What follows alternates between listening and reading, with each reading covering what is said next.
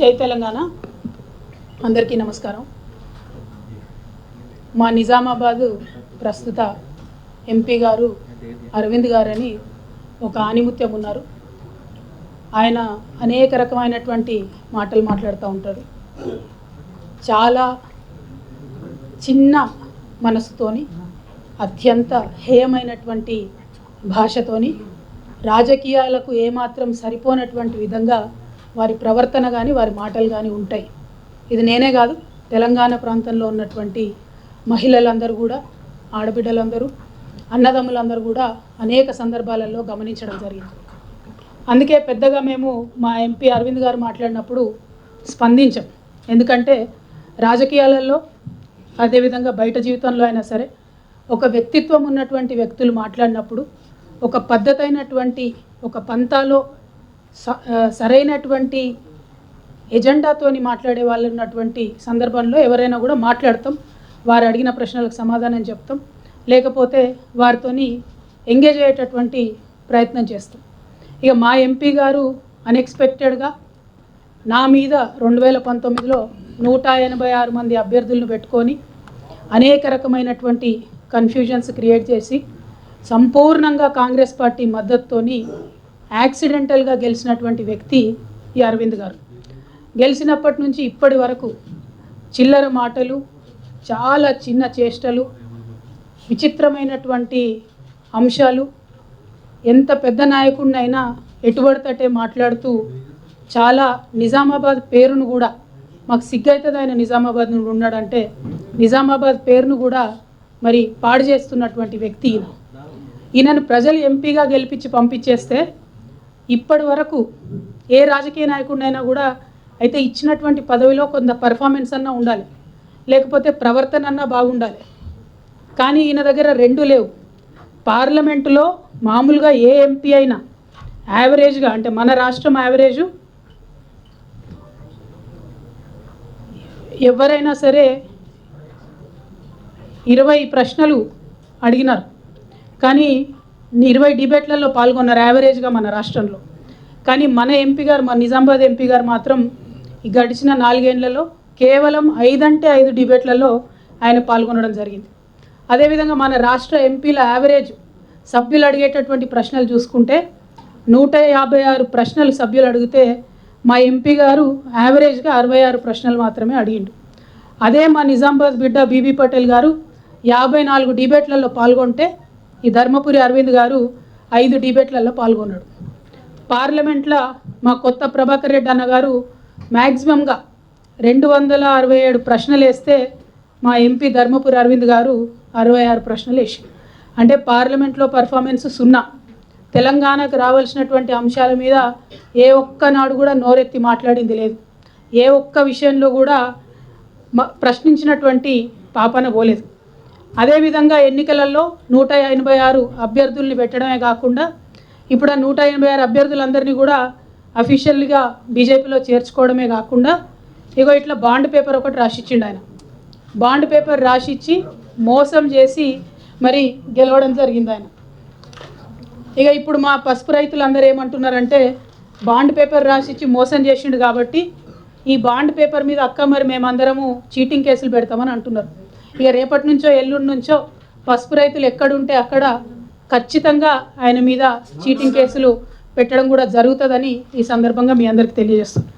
అదేవిధంగా మరి చదువు విషయం చూసుకుంటే ఫేక్ సర్టిఫికెట్ రాజస్థాన్ యూనివర్సిటీలో చదువుకొని వచ్చినటువంటి వ్యక్తి, అసలు యూనివర్సిటీలో ఈయన ఉన్నట్టే లేదట. మరి దీని మీద కూడా ఎంక్వైరీ చేయవలసిందిగా నేను ఆయన మీద మరి ఒక అభ్యర్థిగా పోటీ చేసి ఉన్నాను కాబట్టి నేనే ఎలక్షన్ కమిషన్ కూడా ఈ విషయంలో ఫిర్యాదు చేయబోతా ఉన్నాను అని చెప్పి ఈ సందర్భంగా నేను తెలియజేస్తాను.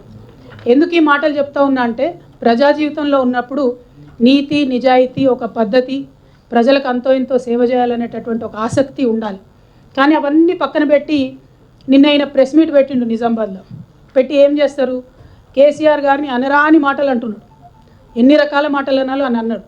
ఒక ఆడబిడ్డగా నిజంగా అందులో ఉన్న కొన్ని మాటలు విని బాధ అనిపించి, అసలు మనకి ఇంత దరిద్రమైన రాజకీయం అవసరమా, తెలంగాణలో ఇంత చెత్త మనుషులు అవసరమా, ఇంత చెత్త ఆరోపణలు అవసరమా అని ఒక బాధతోని వాళ్ళు నేను ప్రెస్ మీట్ పెడుతున్నా. మా ఎంపీ అరవింద్ గారు బురదలు అంటాడు. ఆయన మీద రాయేస్తే ఇగో తెల్లటి మన బట్టలే పాడైతే. అందుకే మేము ఎవరం పెద్దగా ఆయన పట్టించుకొని మాట్లాడం.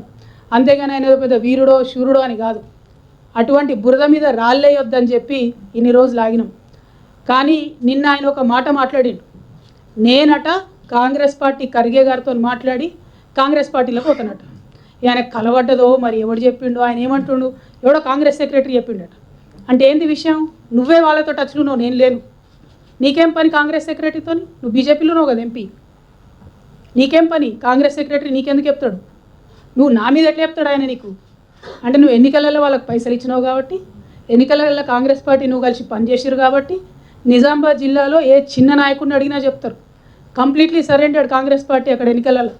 కాబట్టి ఇవాళ అరవింద్ అనేటోడు ఇవాళ పార్లమెంట్కి పోయాడు. మా నిజామాబాద్ ప్రజల కర్మ, దురదృష్టం, మన తెలంగాణ ప్రజల దురదృష్టం. నేను ఇవాళ ఒకటే మాట చెప్తా ఉన్నా, కాంగ్రెస్ పార్టీ కాదు, ఇంకో పార్టీ కాదు, నా బతుకు నా పుట్టుక తెలంగాణ. తెలంగాణ పేరు లేని, తెలంగాణ వాసన లేని పార్టీలతో నాకేం సంబంధం ఉంటుంది? నాకెందుకు ఉంటుంది? ఇటువంటి పిచ్చి పిచ్చి మాటలు మాట్లాడి ప్రజల మీద ఏదో కన్ఫ్యూజన్ క్రియేట్ చేయాలి, నా మీద ఏదో అబండాలు వేయాలని చెప్పి ఎంపీ అరవింద్ ప్రయత్నం చేస్తే, నేను ఇంతవరకు 2006లో నేను ఇంట్లోకి వెళ్ళి బయటకు వచ్చి ప్రజా జీవితంలోకి వచ్చినా అంటే 2006 నుంచి 2022 వరకు ఏ ఒక్క వ్యక్తిని కూడా నేను పర్సనల్గా తిట్టలేదు. ఎప్పుడు ఇష్యూ మీదనే మాట్లాడినాను. చాలాసార్లు విలేకరులు మిత్రులు అడుగుతారు, కొద్దిగా టెంప్టింగ్ అక్క ఇట్లా మాట్లాడు అట్లా మాట్లాడాలి. నేను ఒకటే చెప్పిన, ఇష్యూ మీద మాట్లాడతా బ్రదర్, నేను వ్యక్తుల మీద మాట్లాడాలి. కానీ ఇవాళ వ్యక్తి మీద వ్యక్తిగతంగా చెప్తున్నా నేను. అరవింద్ గుర్తుపెట్టుకో, ఇంకోసారి నా గురించి పిచ్చి పిచ్చిగా మాట్లాడితే నిజామాబాద్ చౌరస్తాలో చెప్పుతో కొడతా, మామూలు కూడా కాదు. తమాషాలు అవుతున్నాయా చూస్తూ ఊరుకుంటుంటే? భాష లేదు, పద్ధతి లేదు, మాట లేదు, మంతి లేదు, కేసీఆర్ గారు గౌరవం లేదు, ఇంకోరు లేదు. ఏం చేసినావు? నీ కాంట్రిబ్యూషన్ ఏముంది తెలంగాణకి? ఎందుకోసం మాట్లాడుతున్నావు ఇట్లా? ఎవరి మీద పడితే వాళ్ళ మీద ఎంత పడితే అంత మాట మాట్లాడితే చూస్తూ ఊరుకుంటావు అనుకుంటున్నావా? బిడ్డ చెప్తున్నా, ఎక్కడికి పోతావో ఎన్నికలలో పో, ఎంటబడి ఓడిస్తా నిన్ను. అదేవిధంగా ఇట్లా మాట్లాడినావు అనుకో, మామూలుగా దన్నం పట్టుకొని తంతం బిడ్డ, ఎక్కడికి పోతే అక్కడ. తమాషాలు అవుతున్నాయి చూస్తూ ఊరుకుంటుంటే. రాజకీయం చేయి, ఇట్లా పిచ్చేషాలు వేయకు. ఇంకొకసారి మాటలు రావనుకోకు. వచ్చు, మర్యాద ఉండాలి పాలిటిక్స్లో, దిగజారొద్దు. ఒక ఆడబిడ్డతో ఇవాళ ఇంత మాట అనిపించుకున్నావు అంటే ఈ రాష్ట్రంలో రాజకీయాలను భ్రష్టు పట్టిస్తున్నావు అని అర్థమైంది కాబట్టి చెప్పడానికి వచ్చిన. ఇంకొకసారి ఈ వ్యక్తి మీద నేను మాట్లాడను జీవితంలో. కానీ ఈ వ్యక్తి రాజకీయంగా ఎక్కడ పోటీ చేసినా అక్కడ పోయి మరీ ఓడిస్తా. ఎక్కడైనా పిచ్చి పిచ్చి వేషాలు మాట్లాడితే మాత్రం మెత్తగా దంతం వెంటబడి ఓడిస్తాం చెప్తున్నా. ఎందుకంటే ఒకటే చెప్తారు తెలంగాణలో, కుక్క కాటుకు చెప్పు దెబ్బ, మామూలు విషయం అర్థం కాదు కుక్కకు. కాబట్టి అలా చెప్తున్నా, ఇంకొకసారి నా మీద నేను పార్టీ మారుతా అని ఇదని అదని అడ్డమైన కూతలు కూస్తే చెప్పు తీసుకొని నిజామాబాద్ చౌరస్తాలో కొడతా బిడ్డ. ఏమనుకుంటున్నావు? అన్పార్లమెంటరీ అనుకోండి, ఇంకోండి. 16 సంవత్సరాలు ప్రజా జీవితంలో చాలా ఓపికతో పేషెన్స్తో ఉన్నటువంటి నన్ను ఇవాళ ఇంత మాట నా చేత అనిపించిందంటే వాడు ఎంత చీప్ ఫెలోనో మీ అందరూ ఆలోచన చేసుకోండి. తెలంగాణ ప్రజలకు నేను క్షమాపణ చెప్తున్నా ఇట్లా మాట్లాడుతున్నందుకు. కానీ తప్పక ఆవేదనతోని, బాధతోని, ఒక ఆడబిడ్డనైనా రాజకీయాల్లో డిగ్నిఫైడ్గా ఉండాలి. నన్ను చూసి 10 మంది ఆడపిల్లలు రాజకీయాల్లోకి రావాలనుకున్నా కానీ ఎవరు కూడా వెనక్కిపోవద్దు అనుకున్నా నేను. కానీ వాళ్ళు ఇట్లా మాట్లాడాల్సి వచ్చినందుకు బాధతో మాట్లాడుతున్నా. ఇవాళ ఇంకో విషయం కూడా నేను చెప్తున్నా, అడగండి ఖర్గే గారిని. ఇంతమంది ప్రెస్ మిత్రులు ఉన్నారు కదా, నేను ఫోన్ చేసిందేమో అడగండి ఖర్గే గారిని. ఖర్గే గారు మాకు పార్లమెంట్లో తెలుసు, మా లాంటి ఫస్ట్ టైం పార్లమెంట్ మెంబర్లు అందరినీ కూడా దగ్గరికి కూడేసుకొని మాట్లాడి ఆయన అనేక విషయాలు చెప్పేటోడు. ఫ్రెండ్షిప్ ఉంది, అందరితో ఉంటుంది, 100 మందితో ఉంటుంది. నీలాగా పిచ్చోళ్ళతోని వారు మాట్లాడరు. మంచోళ్ళతోని, పాలిటిక్స్లో పొలైట్గా ఉండేటోళ్ళతో అందరు మాట్లాడతారు. ఇంకొకసారి మాత్రం లైన్ దాటితే ఊరుకోము, కొట్టి చంపుతామని కూడా ఈ సందర్భంగా చెప్తాను. అదేవిధంగా ఇంకా అనేక అంశాల మీద మాట్లాడిను. పసుపు బోర్డు అంటాడు. నేను ఇవాళ ఒక మాట అడుగుతాను, పసుపు బోర్డు ఇస్తా అని బాండ్ పేపర్ రాసిచ్చు, పసుపు బోర్డు రాకపోయా, అది అబద్ధమా? కాదు. ఇవాళ నువ్వు చేయాల్సింది, రాజకీయాల్లో ఉన్నటువంటి వాడి పసుపు రైతుల కాళ్ళు పట్టుకొని క్షమాపణ కోరి తిరగాలే తప్పితే సిగ్గు లేకుండా బోర్డు కన్నా ఎక్కువ ఇంకోటి తెచ్చినా అంటున్నాం. మా నిజామాబాద్లో ఒక రైతు ఉంటాడు, మనోహర్ రెడ్డి గారు అని. 25 ఏళ్ళ ఆయన చెప్పులేసుకోక. నేను పసుపు బోర్డు టాపిక్ తీసుకున్నదే ఆయనను చూసి ఇన్స్పైర్ అయినా. నేను పసుపు బోర్డు రావడానికి నేను చెప్పులేసుకోకుండా తిరుగుతా అని చెప్తే ఆయనను చూసి ఇన్స్పైర్ అయ్యి పసుపు బోర్డు కోసం ప్రయత్నం చేస్తా అని చెప్పి నా ప్రయత్నాలు మొదలుపెట్టినా. కానీ ఈయన ఎందుకోసం మొదలుపెట్టిండో తెలియదు. పాప మా మనోహర్ రెడ్డి అదే జాగరణ మంచో బిగరణ మంచో మొత్తం అది బీజేపీ ఆర్గనైజేషన్. కానీ అక్కడ కూడా ఆయనకి ఏమాత్రం గౌరవం దొక్కలేదు. నేను ఇవాళ కోరేది ఒకటే, మనోహర్ రెడ్డి లాంటి రైతుల కాళ్ళు పట్టుకొని క్షమాపణ అడిగి నువ్వు తిరుగు.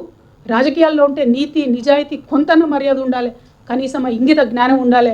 ఆ విషయం మీద ఆలోచన చేయవలసిందిగా నేను ప్రజలందరూ కూడా కోరుతూ, ఇంత నీచమైనటువంటి వ్యక్తి మీద ఆయన కోసం దిగొచ్చి ప్రెస్ మీట్ పెట్టాల్సి వచ్చినందుకు, ప్రెస్ మిత్రుల సమయం కూడా వృధా చేసినందుకు మీకు కూడా నేను క్షమాపణ చెప్తున్నా. కాకపోతే తప్పనిసరి పరిస్థితుల్లో చెప్తున్నా, ఇంకొక మాట ప్రెస్ అనేది ఈ వ్యక్తి మీద నేను పెట్టను. కానీ పొలిటికల్గా ఎక్కడ పోయినా వెంటాడి ఓడిస్తాను మాత్రం ఈ సందర్భంగా తెలియజేస్తూ, మళ్ళొకసారి ఇక్కడికి వచ్చిన బీజేపీ మిత్రులందరూ కూడా మనస్ఫూర్తిగా ధన్యవాదాలు తెలియజేస్తాం.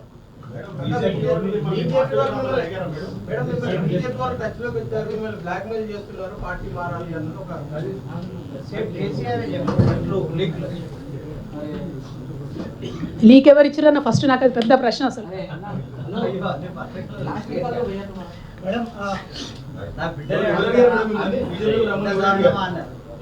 See, I'll tell you something. In this country at this point of time, there are multiple, there have been multiple proposals given to me by various people. I'm a very decent politician. I want to remain in this country in politics for a long time. I'm not going to name anybody. There have been proposals that were brought up to me by friends of BJP, friendly organizations of BJP, asking me to join the party, and they proposed a model called Shinde model. I said, Telangana people do not cheat people of Telangana.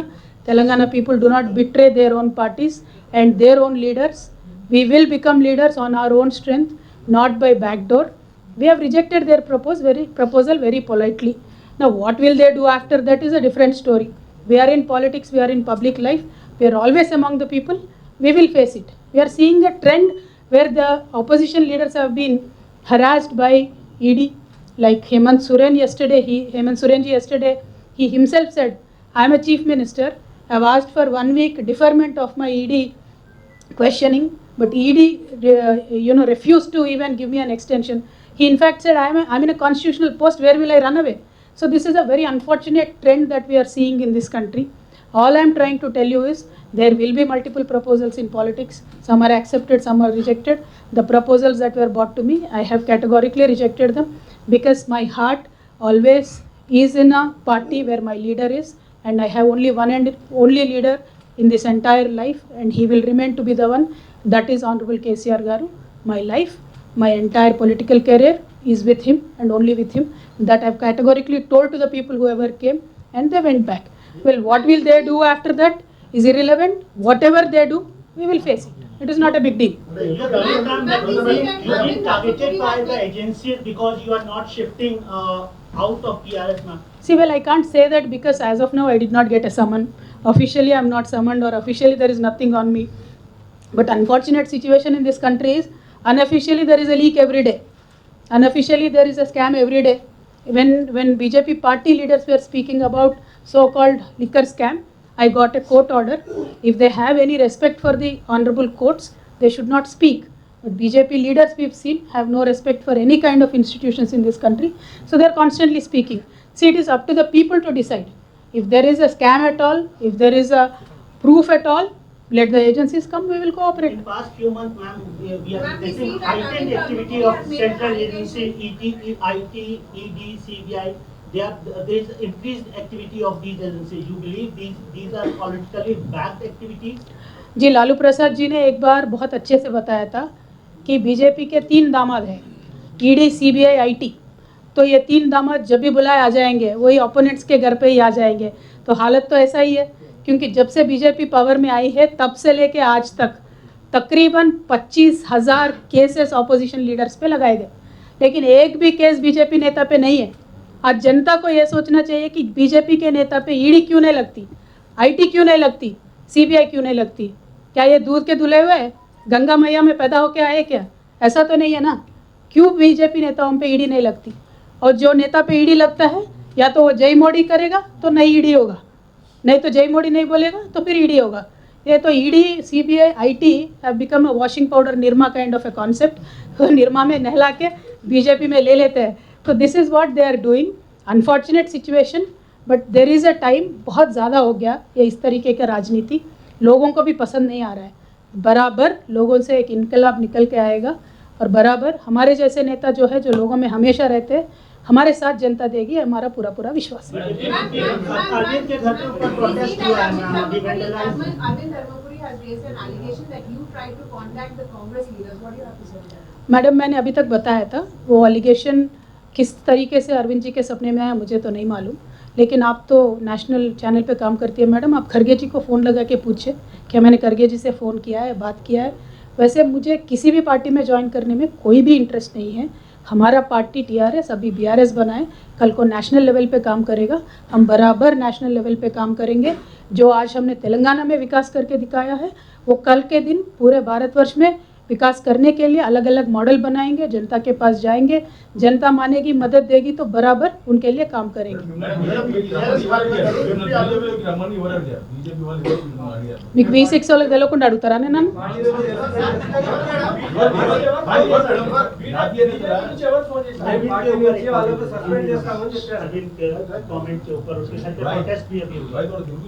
उनके पास पूछने को क्या है जी? अरविंद जी हमारे ये क्या बोलते बुर्दा नहीं मट रहे हिंदी ना दिलो कीचड़ के तरह होते हैं हमारे अरविंद जी, इसीलिए हम लोग कोई उनके ऊपर पत्थर नहीं डालते। बहुत छिचोरा किस्म के आदमी है उन्होंने, लेकिन आज उन्होंने एक एलिगेशन लगाया, इसीलिए मैं जनता को क्लियरिटी देने के लिए मैं यहाँ आके बात कर रही हूँ, वरना उनका नाम लेने के भी लायक नेता नहीं है वो। आज अनफॉर्चुनेट है बीजेपी में इस तरीके के नेता है, तो मैं जनता से इतना ही अनुरोध करना चाहती हूँ, आप पॉलिटिक्स में डिग्निटी मत गिराइए। पॉलिटिक्स में अनेक तरीके के चर्चे होते रहते हैं, होने दीजिए, कोई हाँ बोलेगा कोई ना बोलेगा, इसका ये मतलब नहीं होना चाहिए उनके ऊपर ईडी प्रयोग करो, सीबीआई प्रयोग करो, आईटी प्रयोग करो। ये ज़रा भी इंसाफ़ी नहीं है, ये ज़रा भी एक पॉलिटिकल तरीका नहीं है। पॉलिटिक्स को पॉलिटिकली ही सामना करना पड़ेगा और हम तैयार हैं। Thank you so much. जय तेलंगाना।